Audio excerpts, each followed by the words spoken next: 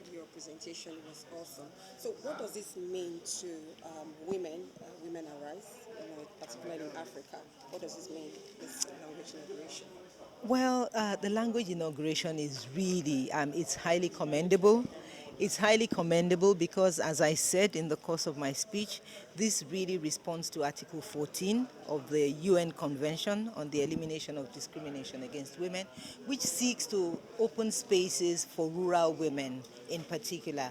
And by launching a day for Swahili and making it a language that is acceptable on so many platforms, it means that you're actually expanding trade opportunities, interactive opportunities, social inclusion for women in particular, because they're the greater percentage of people in the rural communities, and language constitutes one of the barriers. A barrier in terms of interpreting documents that they need to be able to interact with others, complete forms, particularly for financial institutions, for trade and export. So once Swahili is accepted, we imagine that a lot of those documents will also be available in the Swahili language. And therefore, they will be able to interact with it, interrogate it, and have access to more opportunities. Okay, now please, in furtherance to that question, talking about trade, we know that women form a lot of informal traders, transporting across the African border. So, how would this also help to facilitate the objectives of the continental free trade?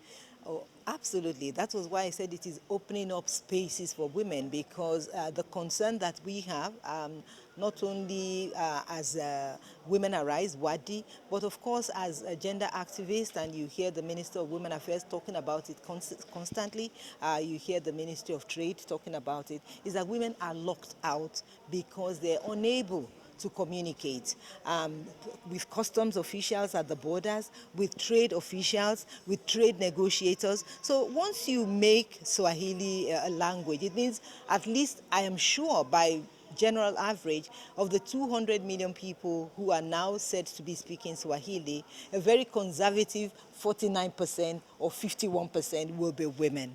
And that means that you're giving that population greater access so that they can be better players in the after.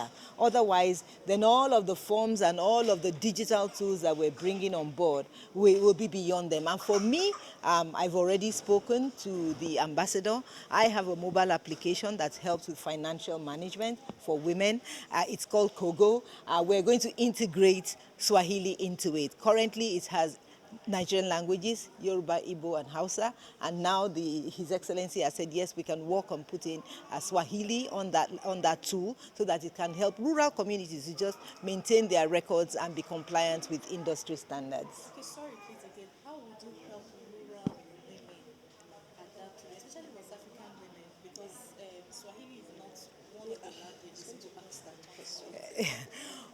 Well, I'm currently working with ECOWAS, with the ECOWAS Commission, the Secretariat, to expand spaces and deepen gender-responsive budgeting, which means that women in the ECOWAS will have more opportunities to access development opportunities, capacity building, skills, facilities that will help them to be able to engage in trade. Because as you know, almost 75% of cross-border trade in West Africa is run by women. So whatever you expand in terms of opportunities for them to integrate will just make it easier for women to earn more income, play the role that they know how to play, which is help contribute to the family and to the nation. So how is women taking advantage? As the president, what are you doing to help women integrate or unify women into the Africa Continental Free Trade Area? Because that's a big one for the continent, and the informal sector is very important.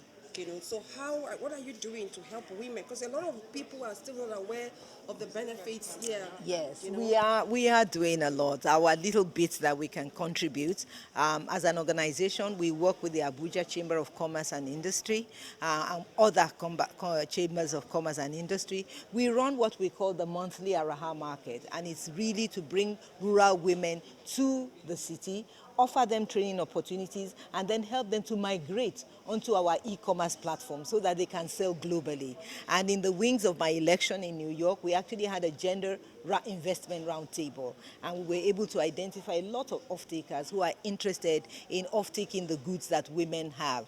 Of course, the challenges are standardization, compliance with international regulations, the phytogenic requirements, and all other phytosanitary requirements. So we are doing that, and we will continue. I work with the Export Promotion Council. We have a very good relationship with them. We have, through them, in partnership with them, trained like hundreds of women, and we will continue and open markets to them, both virtually and physically, so that they can be active participants in the after. Great. Thank you.